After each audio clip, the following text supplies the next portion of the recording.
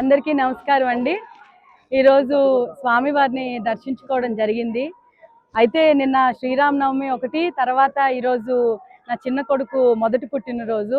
స్వామివారి ఆశీర్వాదం మా పిల్లల మీద, కుటుంబం మీద, రాష్ట్రం మీద ఎప్పుడూ ఉండాలని మనస్ఫూర్తిగా స్వామివారిని వేడుకోవడం అయితే జరిగింది.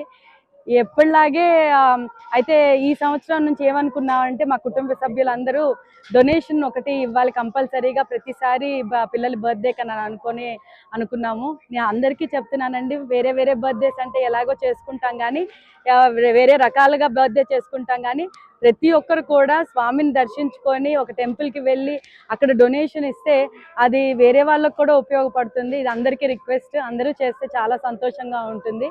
నాకు నిజంగా స్వామివారు ఈరోజు నిజంగా చాలా సేపు కూడా స్వామి కరుణించినట్టే ఈరోజు చాలాసేపు కూడా దర్శనం జరిగింది. అందరూ బాగుండాలి, అందులో మేము ఉండాలన్న కుటుంబం మాది. స్వామివారి ఆశీర్వాదం రాష్ట్ర ప్రజల మీద ఎల్లప్పుడూ ఉండాలని మనస్ఫూర్తిగా కోరుకుంటున్నాను. నమస్కారం.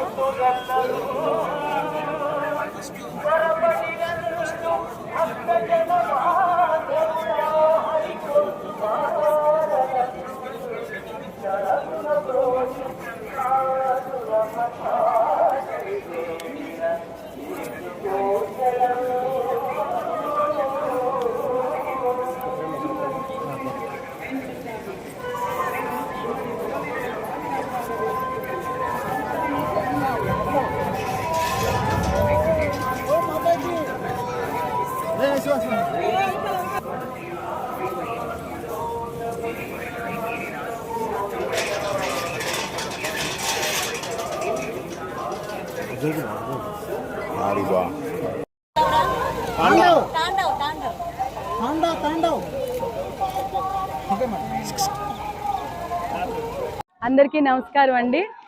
ఈరోజు స్వామివారిని దర్శించుకోవడం జరిగింది. అయితే నిన్న శ్రీరామనవమి ఒకటి, తర్వాత ఈరోజు నా చిన్న కొడుకు మొదటి పుట్టినరోజు.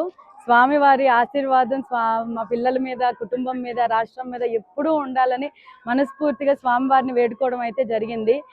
ఎప్పటిలాగే అయితే ఈ సంవత్సరం నుంచి ఏమనుకున్నామంటే మా కుటుంబ సభ్యులందరూ డొనేషన్ ఒకటి ఇవ్వాలి కంపల్సరీగా ప్రతిసారి పిల్లల బర్త్డే కన్నా అనుకున్నాము. నేను అందరికీ చెప్తున్నానండి, వేరే వేరే బర్త్డేస్ అంటే ఎలాగో చేసుకుంటాం కానీ, వేరే రకాలుగా బర్త్డే చేసుకుంటాం కానీ ప్రతి ఒక్కరు కూడా స్వామిని దర్శించుకొని ఒక టెంపుల్కి వెళ్ళి అక్కడ డొనేషన్ ఇస్తే అది వేరే వాళ్ళకు కూడా ఉపయోగపడుతుంది. ఇది అందరికీ రిక్వెస్ట్, అందరూ చేస్తే చాలా సంతోషంగా ఉంటుంది.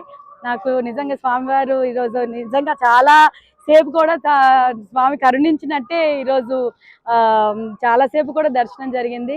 అందరూ బాగుండాలి, అందులో మేము ఉండాలన్న కుటుంబం మాది. స్వామివారి ఆశీర్వాదం రాష్ట్ర ప్రజల మీద ఎల్లప్పుడూ ఉండాలని మనస్ఫూర్తిగా కోరుకుంటున్నాను. నమస్కారం.